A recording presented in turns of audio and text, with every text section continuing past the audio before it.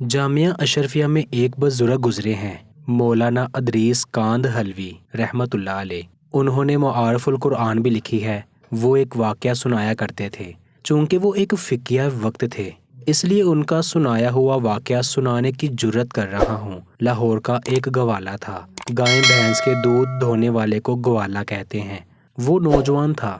اس کے دل میں حج کرنے کی بڑی طلب تھی۔ چنانچہ جب لوگ حج کر کے واپس آتے تو وہ ان سے بڑے شوق اور محبت کے ساتھ سفر حج کے احوال پوچھتا تھا۔ حتیٰ کہ اس نے حج کے موسم میں لوگوں سے پوچھنا شروع کر دیا کہ لوگ حج پر کیسے جاتے ہیں۔ کسی نے اسے بتا دیا کہ حج کے لیے کراچی سے جاتے ہیں۔ چنانچہ اس نے لوگوں سے پوچھنا شروع کر دیا کہ کراچی کیسے جاتے ہیں۔ کسی نے کہا کہ اسٹیشن سے جاتے ہیں۔ پھر اس نے لوگوں سے پوچھا کہ اسٹیشن کہاں سے جاتے ہیں۔ کسی نے اس کو اسٹیشن پہنچا دیا۔ اب وہاں اسٹیشن پر پوچھتا پھر رہا تھا کہ مجھے کراچی جانا ہے، کراچی کیسے جاتے ہیں۔ وہ کئی دنوں تک لاہور اسٹیشن پر پھرتا رہا۔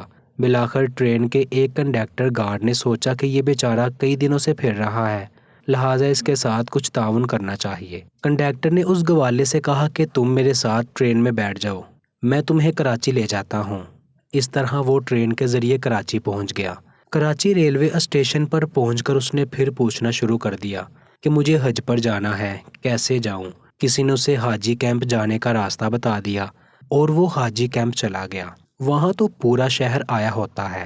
لوگ روزانہ بحری جہاز پر سوار ہو کر جا رہے ہوتے ہیں۔ جب وہ لوگوں کو سوار ہو کر جاتے دیکھتا تو اس کے جذبات کے سمندر میں اور زیادہ جوش آ جاتا۔ اگرچہ اس کے پاس سفر کے وسائل نہیں تھے، نہ ٹکٹ تھا، نہ پاسپورٹ تھا اور نہ ہی پیسے تھے، مگر اس کے دل میں حج کرنے کا سچا جذبہ موجود تھا۔ چنانچہ وہ وہاں بھی یہی کہتا رہا کہ مجھے حج پر جانا ہے۔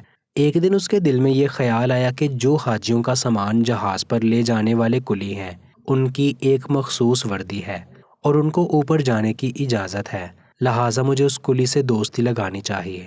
چنانچہ اس نے ایک کلی سے دوستی لگا لی اور اسے کہا، بھائی آپ اپنی وردی مجھے دے دیں، میں بھی حاجیوں کا سامان اوپر پہنچاؤں گا۔ جب سامان ختم ہو جائے گا تو میں اپنے کپڑے پہن کر آپ کی وردی واپس بھیج دوں گا، میرا بھی کام بن جائے گا اور آپ کی وردی بھی واپس آ جائے گی۔ چنانچہ اسکولی نے اسے اپنی وردی دے دی اور وہ سامان اٹھانے کے بہانے اس جہاز پر آتا جاتا رہا۔ جب سارا سامان ختم ہو گیا تو وہ ادھر ہی کہیں چھپ گیا اور اپنے کپڑے پہن کر کلی کی وردی واپس بھجوا دی۔ اب وہ وہیں پر ادھر ادھر وقت گزارتا رہا۔ وہاں تو ایک جہاز میں ہزاروں لوگ ہوتے ہیں، کیا پتہ چلے گا کہ کون کیا ہے۔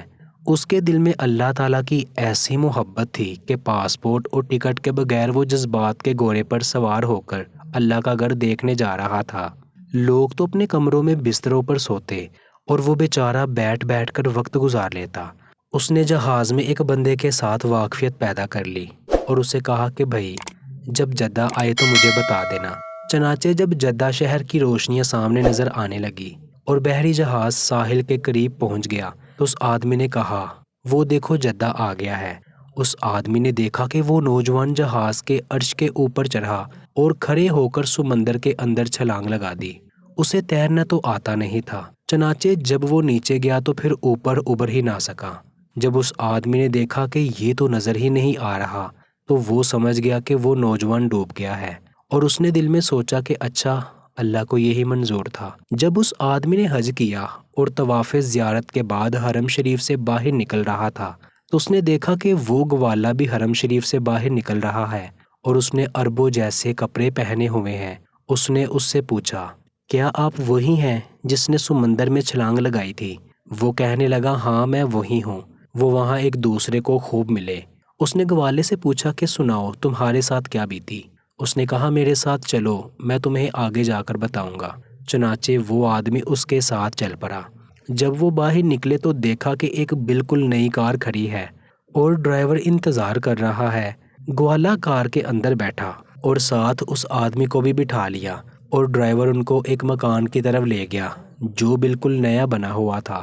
اندر جا کے دیکھا کہ کوٹھی سجی ہوئی ہے۔ گوالے نے اسے ایک جگہ پر بٹھا دیا اور نوکر سے کہا کہ مہمان کے لیے کھانے پینے کی کوئی چیز لے آؤ۔ چنانچہ وہ مشروبات اور پھل لے آیا۔ اس آدمی نے حیران ہو کر پوچھا، بھائی مجھے بتاؤ کہ قصہ کیا ہے؟ وہ کہنے لگا، میں تمہیں قصہ بعد میں بتاؤں گا، پہلے یہ دیکھو کہ یہ کار بھی میری ہے، ڈرائیور بھی میرا ہے۔ اور مکان بھی میرا ہے۔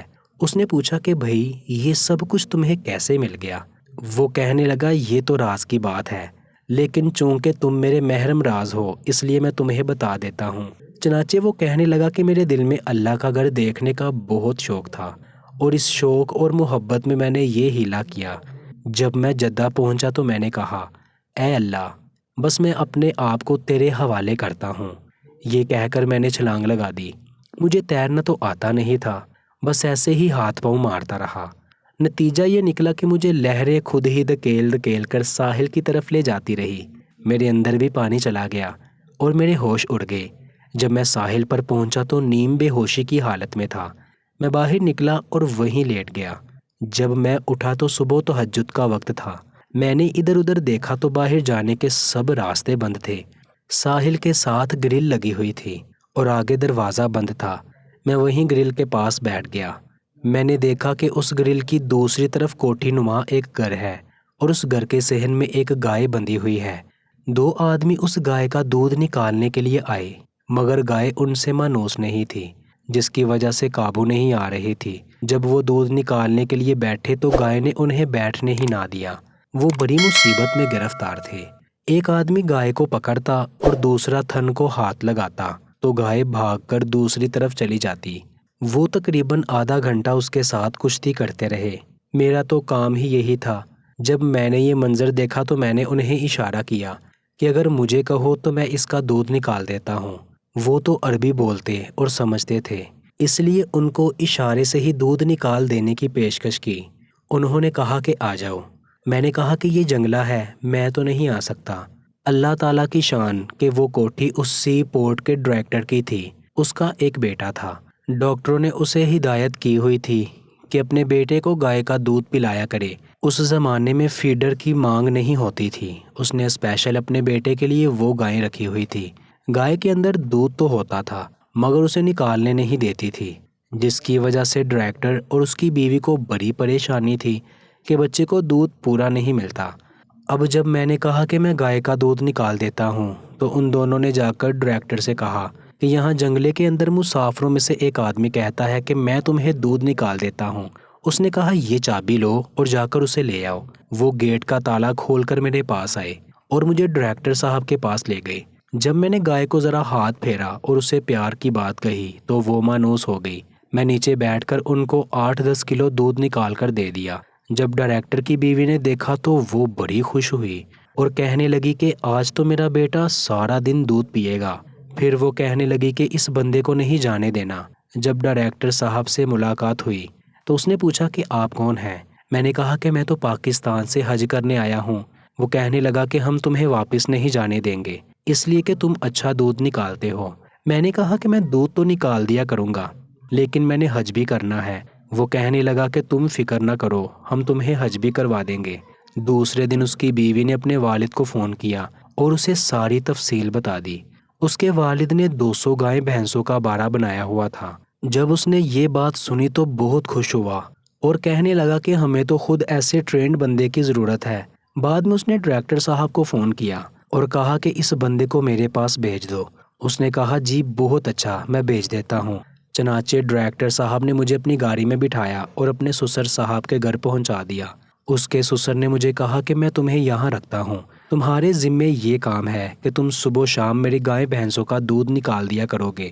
جب دودھ دھونے کا وقت آیا تو میں نے اس کو 20-25 گائے بھینسوں کا دودھ منوں کے حساب سے نکال دیا۔ وہ بڑا حیران ہوا کہ اتنا دودھ بھی نکل سکتا ہے۔ وہ مجھے کہنے لگا کہ بس اب تم نے یہی رہنا ہے، اور میں نے اسے کہا کہ مجھے حج پر جانا ہے۔ وہ تھوڑی دیر کے بعد یہی کہتا کہ بس اب تم نے یہی رہنا ہے، لیکن میں جواب میں یہی کہتا کہ مجھے حج پر جانا ہے۔ میں 3 دن وہاں رہا اور تینوں دن وہ مجھے بار بار یہی کہتا کہ تم نے یہی رہنا ہے، اور میں اس سے کہتا کہ مجھے حج پر جانا ہے۔ تیسرے دن وہ کہنے لگا میاں ہم تجھے حج بھی کروائیں گے، لیکن تو نے رہنا یہی ہے۔ میں نے کہا میں حج تو کروں لیکن باقی باتیں بعد میں کریں گے۔ اس نے مجھے حج بھی کروا دیا۔ حج کرنے کے بعد میں نے اسے کہا کہ میرا حج ہو گیا ہے، اب مجھے گھر واپس جانا ہے۔ وہ کہنے لگا نہیں تو نے یہی رہنا ہے۔ میں نے کہا کہ میری تو بیوی بچے وہاں ہیں۔ اس نے کہا فکر نہ کرو، میں نے ایک نیا گھر بنوایا ہے، وہ گھر میں تجھے دیتا ہوں۔ یہ میری نئی گاڑی ہے، یہ بھی تجھے دیتا ہوں، اور یہ ڈرائیور ہے، یہ بھی میں تجھے دیتا ہوں۔ اب تم اپنے بیوی بچوں کے نام اور ایڈریس بتا دو، میں پیغام بھیج دیتا ہوں، اور آنے والے جہاز میں تمہاری بیوی بچے بھی پہنچ جائیں گے۔ پھر ایک حج کیا، ہر سال حج کرتے رہنا۔ اب ایک ہفتے بعد میری بیوی بچے بھی میرے پاس پہنچ جائیں گے۔ میں نے حج بھی کر لیا ہے، اللہ نے گھر بھی دے دیا ہے اور گاڑی بھی دے دی ہے۔ یہ اللہ تعالیٰ کے گھر کو دیکھنے کی برکت ہے کہ اللہ تعالیٰ نے مجھے دنیا کی نعمتیں بھی عطا کر دی ہیں۔ اب میں یہی رہوں گا، ہر سال بیت اللہ شریف کا حج کروں گا۔ بھائی ہم سے تو وہ گوالا اچھا کہ اس نے دودھ نکالنے کی برکت سے بیت اللہ شریف دیکھ لیا۔ سچ ہے کہ جب جذبہ سچا ہو تو پھر بات بھی بن ہی جاتی ہے۔ پیارے دوستو، مزید اچھی ویڈیوز کے لیے آپ ہمارے چینل کو سبسکرائب کر دیں۔ شکریہ۔